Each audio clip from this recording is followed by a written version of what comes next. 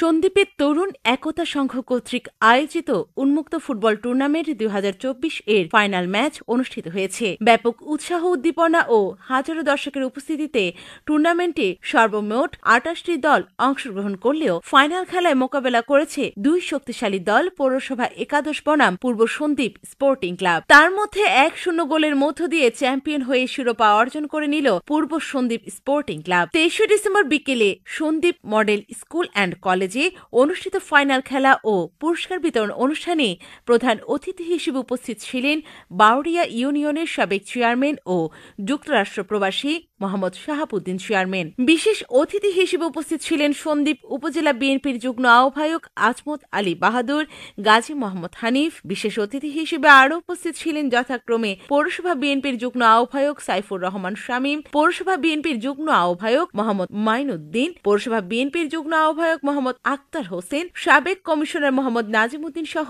অন্যান্য রাজনৈতিক ব্যক্তিবর্গ।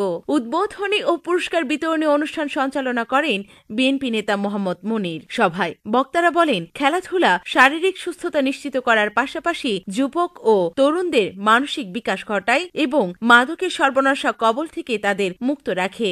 অনৈতিক কর্মকাণ্ড থেকে বিরত থেকে তারা সৃজনশীল কাজে আত্মনিয়োগ করে। তাই এই জাতীয় খেলাধুলার আয়োজন সমাজে ব্যাপক পজিটিভ প্রভাব রাখে। তাই আয়োজনকারী প্রতিষ্ঠান তরুণ একতা সংঘের সাথে সম্পৃক্ত সবাইকে আমরা ধন্যবাদ ও কৃতজ্ঞতা জানাই।